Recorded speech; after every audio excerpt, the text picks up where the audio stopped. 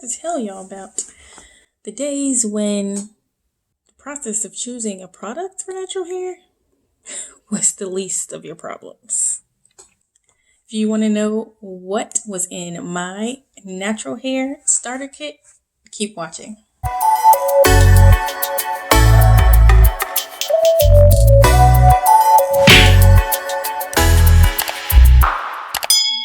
Hey Natural Beauties, welcome back to my channel. So we're going to just jump right on into this video. Probably early last year sometime, I saw this meme floating around. It was like the natural hair starter kit. And I was like, oh, that's cute. And then I was looking at it and it didn't have none of the stuff on there that I had used when I went natural. And I was like, oh. And I felt alone. I did feel alone. I felt alone. But it's okay because I could just make my own meme based on what I had. And then I could share with you guys. And then be kind of included again. Let me stop kidding around. So, yeah.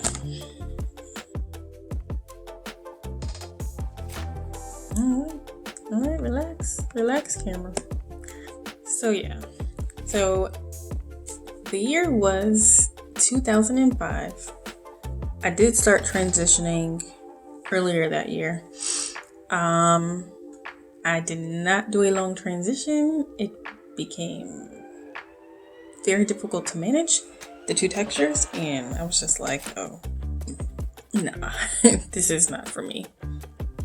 And besides, there were all kinds of naturals from different countries and cultures that wore their hair short and long, and it was curly and it was beautiful to me, and so I was just ready to embrace it. So transitioned for about 6 months, and you know, I was let loose in the new world of being natural.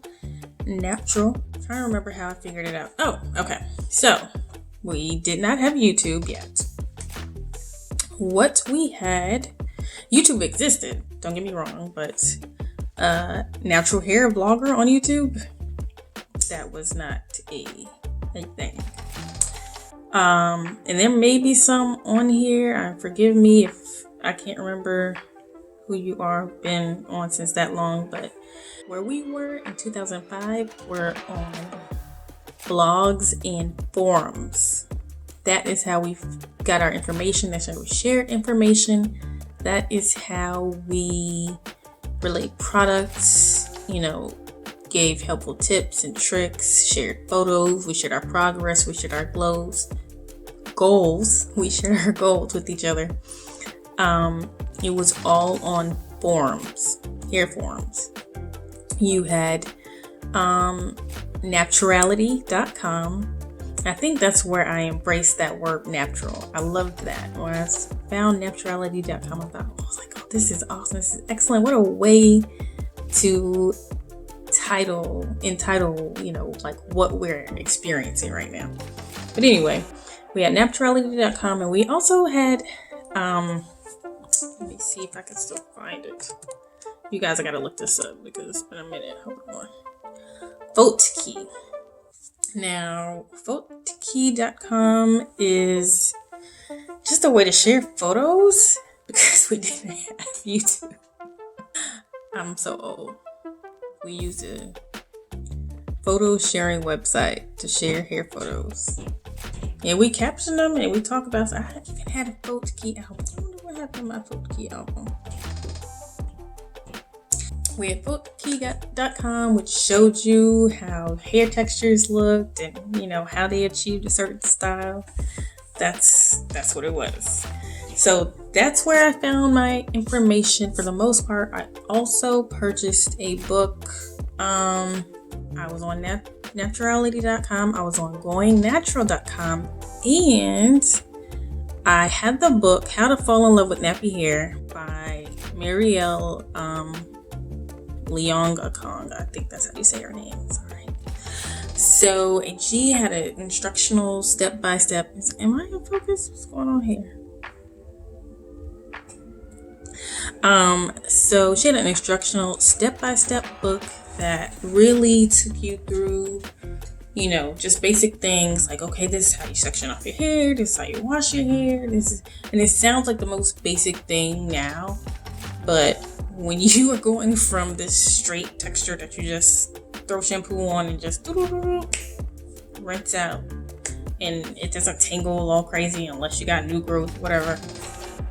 It's two totally different worlds. And so I was like, and I'm, the prepper, like, if I'm about to do something to make a major change, I'm researching everything. So I had the Going Natural, How to Fall in Love with Natural Hair, Nappy Hair. Read that book, frontwards and backwards. I made sure I knew, like when I started transitioning, like I had already had that stuff. And so that was like that was my Bible right there for natural hair. And that's, was one of my main sources of information.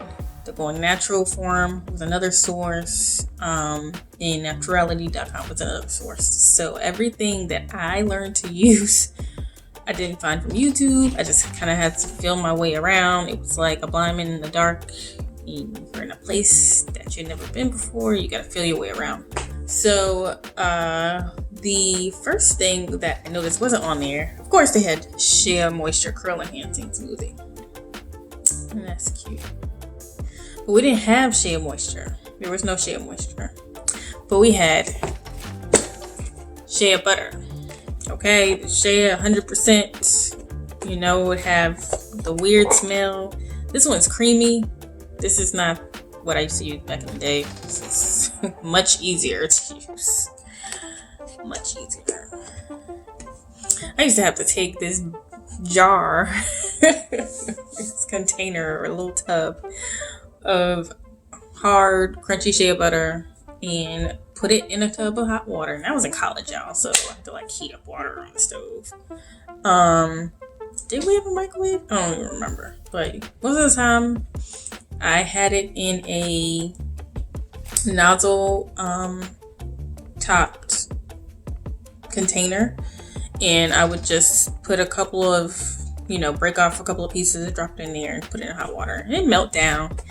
And that was not only like a styling product sometimes, like how I did my twist outs, but that was the oil, because once you break it down or melt it down, it's pretty much an oil. That's what butters are. So that was my oil. Coconut oil hadn't been really introduced like that yet. Not really sure. At some point I did start using coconut oil. And for me, it was around 2009, 2010, something like that. But not coconut oil. Then they had this comb on there. I've seen two different versions. I've seen this comb. And I've seen something like this. Now, I did have, and this came from that big pack that you get at the beauty supply store, and it's a long pack, and it's got 17 combs in it, and it rolls out like this. And they're all the same color, and there's just 15 different shapes, and there's even a pick in there. That's the kind of comb I had. I had one that looks like this, but it was like that all the way down. That's mainly what I use, but I read so much about not manipulating with a comb anymore and just the finger detangle, because that makes it so much easier. And I was like, that's what I'm going to do. And I was mainly a finger detangler for several years, years and years and years. I didn't use tools to detangle my hair. And if I really needed to, I'd do something like this. Or if I needed to if I did something and blew out my hair, then I would use a comb like that. But I was a big finger detangler, so didn't really use the combs that much. What else we had on the list? So no Shea Moisture. No, we didn't do coconut oil. We didn't do the comb. Oh, Eco Styler gel. I don't know when Eco Styler came out. At one point I did start using it, and this was later on, after my son was born, 2009, 2010. I tried it out. I tried the olive oil version. I tried some other version, little containers. Y'all know how I feel about gels. I didn't care for it. didn't seem like it was doing anything, and I just left it behind. But I did use ORS. Let me make sure I'm giving y'all the right name. Yes. ORS Lock and Twist Gel. That was my go-to. Like, it was tight. Like, I did my twist, I did my coils, because I used to do finger coils a lot. And I never did wash and goes like that at that time. Actually, no. When I first chopped, I did do wash and goes because it was really short and it was just easier to manage. I don't really know if they came out that great, but I could wash it and I could actually go because I didn't have that much hair. So I did try wash and goes at that point. But the Organic Root Stimulator Lock and Twist Gel, I had read the ingredients. Everything was clean in there. It even had like some coconut milk. I was like, this is on point. It's organic. I'm like, okay, we can, yes. All right, let's use this. And I even had clients that I used it on. Sometimes I would have lock clients. I would do their retwist, their new growth with it. And after using it for, I was like, this is pretty nice. And so I would use it when I would style my own hair. And so that was my gel, which was more like a styling cream. I don't think it's like a gel. Didn't really make your hair hard, I don't believe. Maybe it does a little bit. But it was the safest gel that I was comfortable with using. So that was my styler. Shea butter was my oil. Finger combed. And what did I wash my hair with? I probably tried, one of those drugstore conditioners like Suave or Tresemme or whatever. But back then, somebody knew Cream of Nature had a moisturizing and detangling shampoo. It was in a white bottle with green writing. Had no sulfates in it. And it probably was like a goldish color, the shampoo formula or whatever. And that's what I used to shampoo my hair. And I think I used their conditioner also. That's what I stuck to. I was loyal to that particular brand and bottle of shampoo. You can't find it now. They've discontinued making it, obviously. If you do find it, I don't think it's legit because they sell it for like $21 a bottle. And it was never that expensive. They changed the formula. It's supposed to be the same thing, but it was so stripping. It stripped my hair, and I was like, this is not the same. What are you doing to my shampoo? What happened? I had to figure something else out. But when I started out, that's what I used. As far as for deep conditioner, I would deep condition with Motion's CPR mask. Well, they had this deep treatment mask. It smelled good. It kind of smelled minty. It made your head feel like a little minty when you let it sit on your hair. And that stuff every time would make my hair feel amazing every time. So I kept using that because I didn't see anything wrong. It was, I don't know if it was all natural ingredients, but it seemed like it did the trick for my natural hair at that time. We had to use a lot of some not geared towards natural products sometimes when you wanted a styler, because they didn't have any styling products. And this is what I mean, like there was no shea moisture. So I used, what's that John Frieda guy? John Frieda. And he had some Frizz Ease. That's what I used. So whenever I would do my little updo puff, they had this Frizz Ease spray. And they had some serum, and I thought the serum was going to help, but it was kind of expensive. Frizz Ease Dream Curls Perfecting Spray. And you could style it, spray it daily on your hair, and it'll kind of like refresh your curls, just like we have several black-owned brands now that have the curl refreshers. So that's what I would use to refresh my curls. My hair wasn't super long yet. I would throw it up in a puff and go to class. Take it down the next day, spray. My curls would pop back, throw it back up, keep it moving. It's really simple. Didn't need 15 products, just just did that. I had to make do what I could, you guys. So when I see this meme, I'm like, what? Wait, I didn't use any of that stuff. It's been a long time. Now, I am ecstatic that there are so many products, almost too many. No, there is. It's not almost. There's too many products to choose from now. But I will say this, if you're just starting out on your journey, do not get overwhelmed. Do not feel pushed or peer pressured to try out everything at once. You really do or should take some time to get to know what your hair likes, and you don't have to start out breaking the bank. I didn't. I was in college. I didn't have it to break. Okay. So just keep it simple.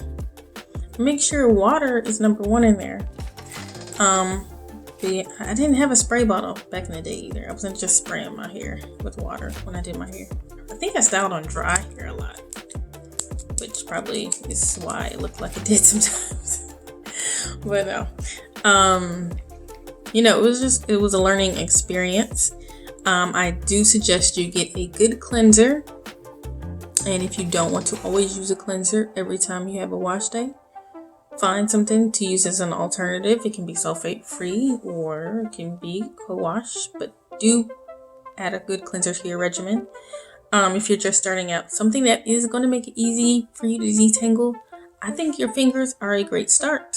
If you get easily frustrated, if you don't have confidence in properly detangling with your fingers, do start out with a either wide tooth comb, or if you're comfortable with it, possibly that new, I can't recommend it because I haven't tried it yet. I would say like the new easy detangler. They make it look easy.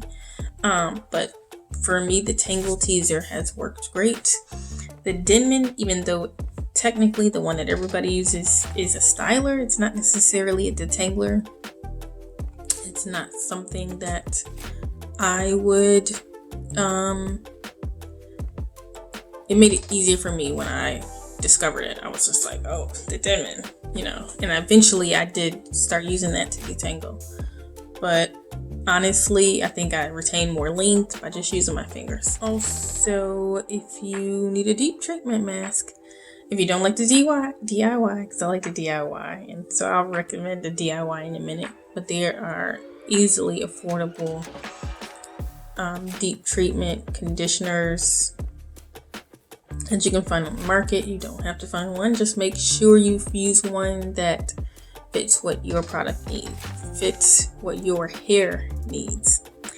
And then styling your hair, I would always throw oil in there, depending on your hair type and your hair texture.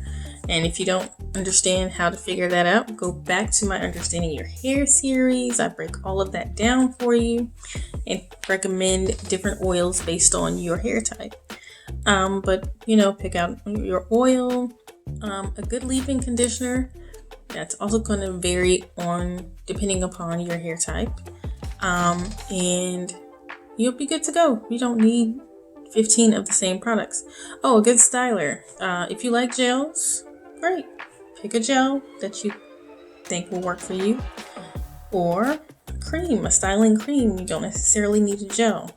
It's your preference. But by all means, do not feel the pressure to buy some of everything and, break the bank just to start your natural hair journey. That that meme right there wasn't, too bad. Of course, it didn't include everything, and of course, it was meant to be funny, and it was funny. But it's definitely not inclusive, and it's definitely not the end all and be all of what is required to maintain your natural hair. I definitely say this: water is number one. And what's of most importance is learning about your hair and loving what your hair is, what it represents, and your journey along the way. If you're not in love with the journey, if you're frustrated, if you're confused, if you're tired, if you want to cut it off, maybe you should slow down, take a breath, talk to someone. Maybe talk to a friend who has been there already. Talk to a consultant. Like I said, I always take questions via email. If you have something you are looking for, you need to know as far as your hair journey, feel free to reach out to me. I am open to consulting with you as well. And that is really all there is to it. You do not need a million products, and you do not need to know how to do everything the first day that you big chop or whatever it is that takes place when you start your journey. So with that, you guys, I appreciate you for watching this video and clicking on it. Thank you so much. If you enjoyed this video, please give me a thumbs up. Subscribe if you haven't not subscribed. And please let me know down in the comments what was in your natural hair starter kit. Y'all can see I had to throw all kinds of random things together. So I'd be curious to hear what yours are. Hope you enjoyed this video. Again, live out loud, own your truth, and let your light shine. Thank you so much for watching.